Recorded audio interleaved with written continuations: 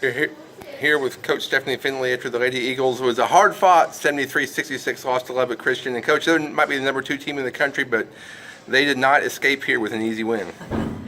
Well, they didn't, thank goodness. We closed the gap on them a little bit there in the fourth quarter. We finally started hitting shots, and the girls, that's one thing about them all year long. They've never quit. They keep playing hard, and they always think they can make a comeback. And so we've been doing that a lot, and then, losing out at the end. We've lost a lot of those close games, but we're learning as we go, and hopefully that'll make us better down the road.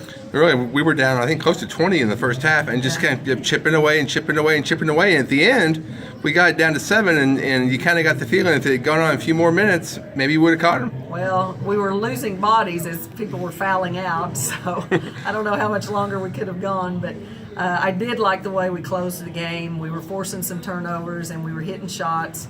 And we were even getting to the foul line a little bit and missed a few of those free throws. But, I just like the makeup of this team in that they play hard and they're not going to quit. We were just outsized and either by weight and height.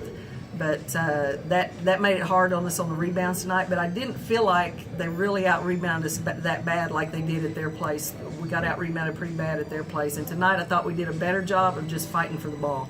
And we can't go on too much longer without mentioning Addie Clift. I mean, 35 points against the number 2 team in the country, and some of the shots she was hitting in the second half. I think she had 27 in the second half. Yeah. She was just hitting from all angles. Yeah, none of us were hitting the first half, or we wouldn't have been in that big a hole. But she was determined. After halftime, she came out and had that look in her eye, and she was talking to the kids in the huddle. And so I appreciate seeing that leadership out of her today, that she wasn't going to quit, and she was going to get herself going. And that's what she did. She knocked down a couple of shots, and then it just snowballed from there for her, and she just took the bull by the horns and went with it. So I appreciate seeing that leadership coming out of her, as she's going to be a senior next year and somebody that we're looking at to lead this team in that way. And speaking of seniors, had 2 of them today, Audrey Hayes and Hope Dawkins, and I'm sure you have some thoughts about both of them. Right. Audrey, as she's leaving the locker room while we're talking about this, she's a kid that really keeps her cool and doesn't let too much get to her. She's very positive on the team and an encouraging player. She's a pretty quiet player. I've had to try to get her to be more vocal, and that's pretty hard to do. But the contributions she's given us over these 4 years, she's a long defender, and she's deceptively quick. So her defense and her rebounding ability to be a guard have really been bonuses for us this year. That's something we depend on and we count on for her to give us. Hope Dawkins, we really miss having her size out there this year. She's been out for most of the year now with shoulder injury. And I was so sorry to see that happen, that it was, more or less a year-ending, career-ending injury for her.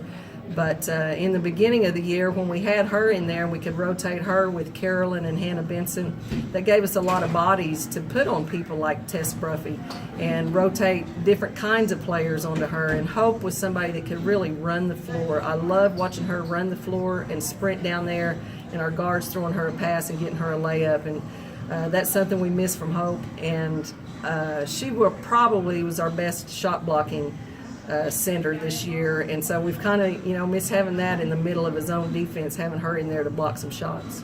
2 more big games next week, both road games. Yes. At Arkansas Fort Smith, who's probably the second best team in the conference behind Lubbock Christian, and then at Rogers State, which is a pretty critical game for positioning in the conference tournament. Yes, we need to.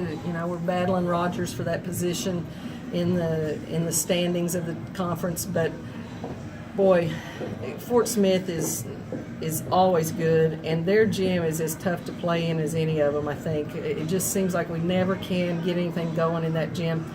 But we're ready to go. After this good second half tonight, we're ready to try to keep that going and see if we can go in there and compete, make shots, and make that one a close game too, and pull that one out hopefully at the end. But Fort Smith is big, they're deep, they can play about 12 players, they rotate in and out of there, they press. We're going to have to be ready for all kinds of action and be able to take care of the ball. That'll be the main thing. Can we take care of the ball, and can we keep it fairly close on the rebounding? Well, hey, good luck, Coach, and we'll see you in Fort Smith on Thursday. Right. Thank you.